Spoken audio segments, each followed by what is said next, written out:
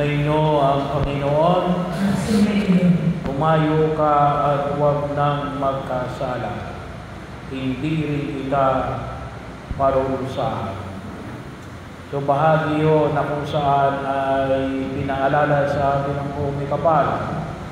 Yung pahayag na umayo kayo at huwag nang magkasala. Sabi nga natin, sana po mapahalagahan natin yung sakramento ng kumpisal. Kasi hindi na binabanggit. Umayo ka at huwag nang magkasala. Bahagi yun na ibinibigay ni Jesus na alin, hindi rin kita parurusahan. Bakit? Kasi yung elemento ng pagpapatawad sa mga taong nagkasala sa atin. Maliwanag po, no? Na yung babae dinala nila kay Jesus ay nahuli nila, no? Sa pagkakasala.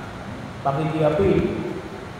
So, kaya hindi ito, kung tawagin natin ay sabi-sabi lamang, nahuli sa pakikiapil. So, maliwanag mo yung batas ng lumang tipan na alin ang kaparusahan na kaakibat nito ay ang batuin hanggang mamatay.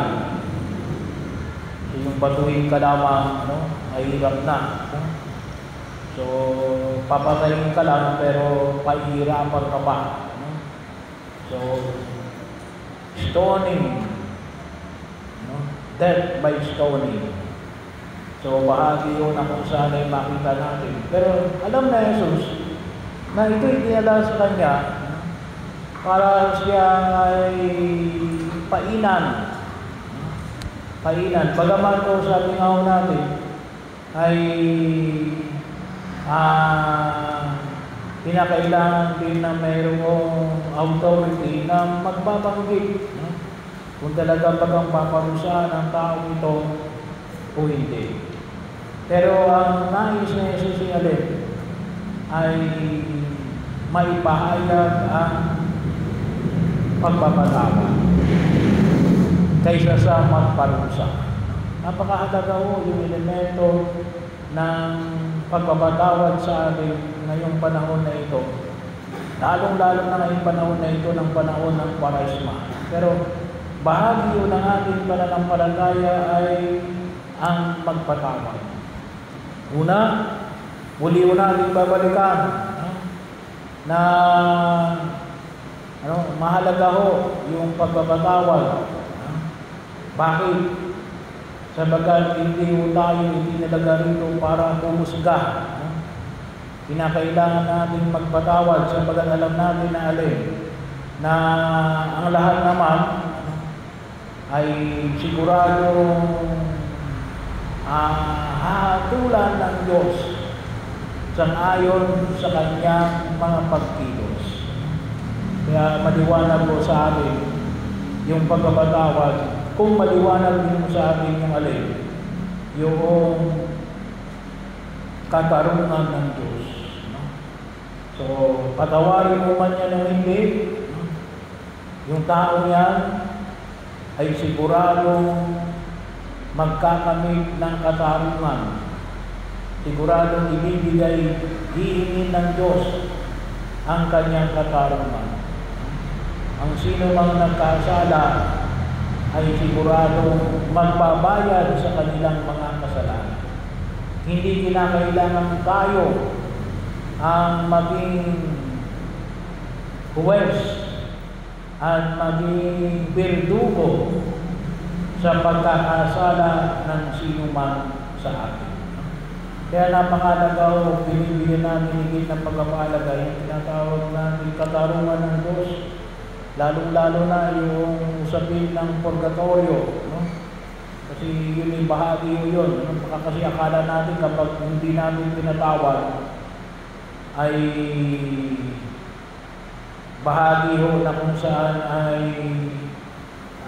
hindi kinakailangan munang dadaan ito upang ibigay yung hinihingi ng katanungan. Baka sa pag-aakala natin kapag tinatawag natin, hindi na siya paparusahan, hindi ho. No? Kaya nga, binigyan din natin ng pansin. Wala lang tayo minsan na nakaraang Sabado, nung bisita iglesia. No? Pero nung linggo, binigyan natin ng dinaalin. Yung alibugang anak, pagkaman tinanggap yun ng ama, no? Bilang kanyang anak, hindi na siya magmamana. No? Bakit? Inubos na yung kanyang minana. No?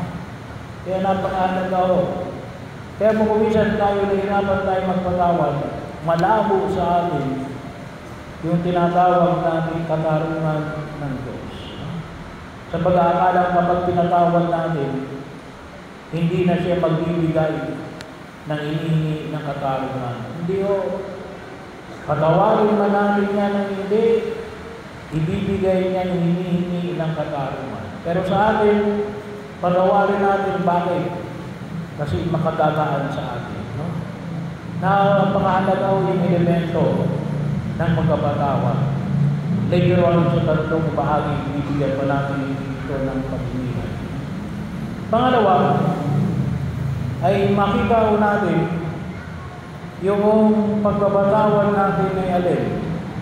Pagbabatawad sa mga tao nagkasala sa atin ay isang pakikibahagi sa dakilang awa ng Diyos. No? Dakilang awa ng Diyos. No? Kaya minsan tayo nahihirapan kasi bakit? Hindi tayo magpatawad. Kaya tayo minsan ngayong panahon na ito ay tayo ay maraming stress sa buhay. No? Bakit? Nagkikimkim tayo ng galit. Ano? Nagkikimkim tayo ng galit. Yung sinabi ni Jesus na rin, hindi rin kita mananawa, hindi rin kita paparusahan. No? Bakit? Kasi yung panyaya na ibinigay ni Jesus, anong sabi niya? Kasi tinatanong siya kung ano yung gagawin doon sa babae na huli sa pakikiapid. Kaya nung sinabi ni Jesus, ang sino mang bumato sa kanya, ang unang bumato sa kanya, kung ang sino mang walang kasalanan, yun ang unang bumato sa kanya. Hindi lang mo sapagkat yung lahat ay may kasalanan. Hindi lamang yun. Ngunit yung elemento na ikaw yung unang bumato. Yung responsibilidad. Bahagi yun. Mabigat po yun Yung ikaw yung unang bumato. Kasi sa iyo na kasalanan, kalimitan sa atin ni Allen. Gusto natin humusga, pero ayaw natin ng responsibilidad. Hindi ho pwede yun. Hahabulin at hahabulin tayo ng responsibilidad. Kaya walang bumato Natatakot sila sa responsibilidad. Kabagaman, sabi nga namin tama. At yun din ang nais ng Diyos sa atin. Ilayo tayo sa gitna ng kahirapan. Ano yung nais ng Panginoon? Maging daan ng kanyang awa at pagkapatawa. At yun ay higit lamang natin magagawa kung alin. Kung naranasan din natin na tayo ay patawarin ng Diyos. No? Kaya, sana po, ma-appreciate din natin yung sakramento ng pagkapatawad ng Diyos. Lalong-lalo na sa sakramento ng kumpisal. No? Na ang Diyos ay handa palaging magpatawad sa lahat ng ating pagkakasala, humingi lamang tayo ng kapatawaran sa Kanya. No? Bahagi yun, na sana po makita natin na tayo ay alin, nagiging kamay ng Diyos na magpatawad. Bahagi yun na matutulungan natin yung bawat isa. Bakit? Kasi nakita natin yung alin, yung kadakilaan ng pagkapatawad ng Diyos na siyang binibigyan natin ng pagpapahalaga ngayong 4 na araw ng paghahanda. Bakit? Dahil hindi sila pinatawad tayo ng Diyos sa pamagitan ng kanyang paghihirap, pagkamatay, at muling pagkabuhay. Kaya sana makita natin yung alin at maramdaman natin yung dakilang awa ng Diyos. Yung Sunday after Easter ay kapistahan ng dakilang awa ng Diyos. Bahagi ko yun. Gusto ninyo mawala ang stress sa inyong buhay, magpatawad kayo. Magpatawad kayo. Sigurado, dadaan ang inyong buhay. Pangatlo, yung pagpapatawad ng Diyos sa atin ay mayroong collateral. Anong collateral? Magpatawad tayo. Kaya maliwanag ko yun. Iyadusan natin sa ama namin. So, ibig sabihin, kapag hindi ka marunong magpatawad, hindi ka patatawarin ng Diyos. Bahagi yun. Kaya po, reciprocal, yung paghingi ng kapatawaran ang pagpapatawad natin sa Diyos, pagpapatawad natin sa ating kapwa at paghingi natin ng kapatawaran sa mga taong nagkasala sa atin at paghingi natin ng patawad sa Diyos. Bahagi mo yun. Sana po hindi natin pakinabangan. Kaya din po, sabi ko nga, nung simula ng February, nagsimula ko tayo ng healing. Right after the first Mass, meron tayong healing session. At yung unang panalangin doon ay alin? Pagpapatawad. Kaya din o, pag-isa, kaya tayo maraming mga sakit. Kasi dami natin dinadala. Dala ng alin, sama ng loob. Ang dami natin dinadala ng sama ng loob. Kaya alin nangyayari? Ay, pati yung labas natin sama-sama. Bahagi o yun na kung saan ay makita ko natin. Isa po yun sa collateral ng pagpapatawad ng Diyos. Kaya gusto niyong gumaan ang inyong buhay, gusto niyong mapagaling kayo sa inyong mga karamdaman, gusto ninyo na makita yung dakilang pagdaloy ng Diyos na kanyang biyaya para sa buhay natin sa daigdig na ito, dapat makita natin na tayo ay pinagdadaluyan ng awa ng Diyos sapagkat tayo ay handang magpatawad sa mga taong nagkasala sa atin. Bahagi ko yun. Alam niyo naman siguro yung damdamin ng alin. Yung kapag hindi ko nagpapatawad, makita mo na yung anino ng taong hindi mo mapatawad, sira ng araw mo. No? Eh, ba't nasira yung araw mo? Ay, gawa ba ng tao? Hindi, nakita mo lang siya eh. Kuminsan, anino nga lang eh. Boses nga lang. Kuminsan eh, yung narinig mo lang na binanggit yung pangalan niya. Nagingit-ngit ka, bakit? Hindi mo pa kasi pinapatawad. Bahagi yun.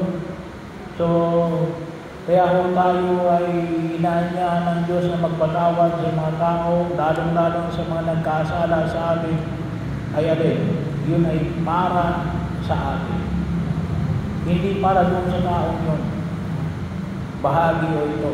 So ito mong tatlong ito na makita ko natin na tayo magpapatawad sapagkat may katarungan ng Diyos. Tayo magpatawad sapagkat nais ng Diyos na rin tayo kanyang pagdaluyan ng kanyang awa at pagpapatawad sa mga taong naging kabahagi ng ating buhay. At pangatlo, makita natin alin na ito ay isa sa mga susi para tayo ay patawarin ng Diyos. At upang higit natin makita yung kaayusan ng ating buhay dahil ito yung nais na maging bahagi ng ating pagkilos, pakikisa natin kay Jesus na nagdulot ng kanyang buhay para sa kaligtasan mo at kaligtasan ko.